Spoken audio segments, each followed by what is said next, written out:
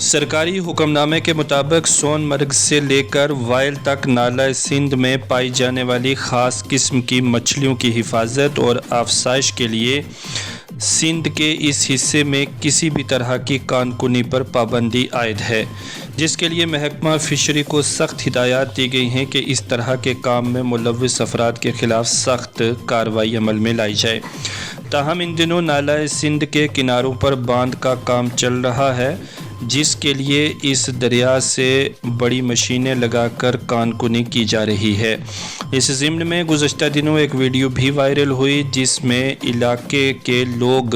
یہاں سے مچھلیاں پکڑتے ہوئے دکھائی دیے۔ ذرائع سے ملی جانکاری میں بتایا گیا ہے کہ یہاں پر تقریباً 13 اقسام کی مچھلیاں پائی جاتی ہیں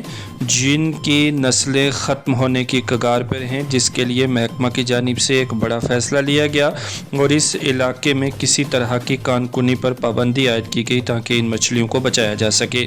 لیکن اس وقت جو یہاں پر کام چل رہا ہے، اس کام کی زد میں آنے سے ان مچھلیوں پر منفی اثرات پڑ سکتے ہیں۔ وہیں جب ہم نے اس متعلق ڈسٹرکٹ افسر فشری ڈاکٹر سلیمان سے فون پر بات کی تو انہوں نے ہمارے نمائندے مختار احمد کو بتایا کہ یہ ایڈمنسٹریٹو منظوری کے بعد کام شروع کیا گیا ہے۔ انہوں نے مزید کہا کہ ان کا عملہ اس کام کی نگرانی کر رہا ہے اور حال ہی میں جن لوگوں نے یہاں پر مچھلیاں پکڑی ہیں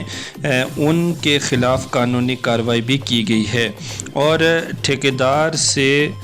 خلاف ورزی کی صورت میں جرمانہ بھی وصول کیا گیا ہے۔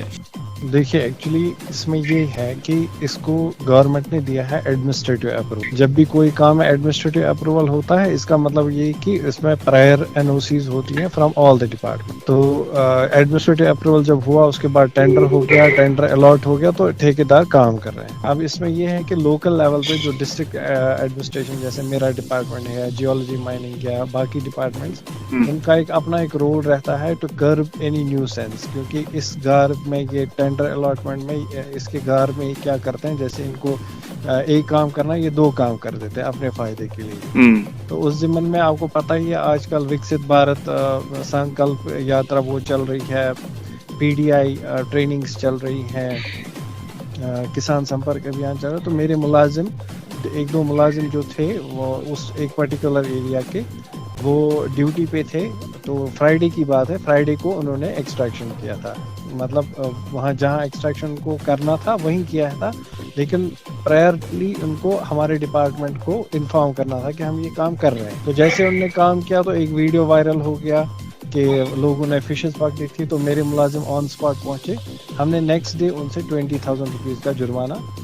حاصل کیا۔ لائک وائز ہماری جو لوکل کنڈیشنز ہیں، لوکل کنڈیشنز کے ریلیٹڈ ہم نے ٹھیکیدار کو آلریڈی انفارم کر رکھا ہے کہ جب بھی آپ کوئی ایسا کام کرو جہاں پر پانی کا انوالومنٹ ہو تو آپ فشریز ڈپارٹمنٹ کے امپلائیز کو کانٹیکٹ کریں سو دیٹ وہ وہاں پر رہیں تاکہ کوئی لا اینڈ آرڈر سچویشن نہ ہو۔ دوسری امپورٹنٹ بات ہے، اب جو میں نے آپ کو کہا جو لوکل کنڈیشنز ہیں، لوکل کنڈیشنز کے حساب سے ہمیں سپروائز کرنا ہے، کیونکہ اگر ایک ٹھیکیدار کو بولا جائے فار ایگزامپل آپ 1000 کیوم بولڈر اٹھائیے، وہ 2000 یا 3000 اٹھائے گا، اس کے لیے ڈپارٹمنٹس کو مانیٹر کرنا ہے۔ اس میں ہمارا رول ہے فشز کو پرزرو کرنا، ہم کیسے کریں گے، کام بھی ہونے دینا ہے، فشز کو بھی بچانا ہے۔ اگر خلاف ورزی ہوتی ہم کمپنسیٹ بھی، جیسے میں نے آپ کو بولا کل ہی ہم نے 20,000 روپے ان سے 2 ووچر لیے 10,000 روپے کے، تو ہم نے بر وقت کارروائی کی، ہمیں لگا کہ ان سے کچھ غلطی ہوگی، ہم نے پیسہ لے لیا اسی ٹھیکیدار سے اسی کام پہ۔ ہاں سیم اچھا، اس کے لیے 2 سال کا پروجیکٹ ہے یہ، پورے اوپر سے لے کے نیچے تک پورے سندھ میں ان کے بینکس بنانے، تو اس میں تو ضروری ہے کہ خلاف ورزی ہوگی ہی ہوگی، یہ تو ڈیفینیٹلی آپ کی بات صحیح ہے، خلاف ورزی تو ہوگی ہی ہے، نقصان ہوگا ہی ہوگا، لیکن اس کے لیے ہماری جو کام ہے، ہمارا جو انٹرسٹ ہے کہ لوکل کنڈیشنز کو پرزرو کرنا، لوکل جو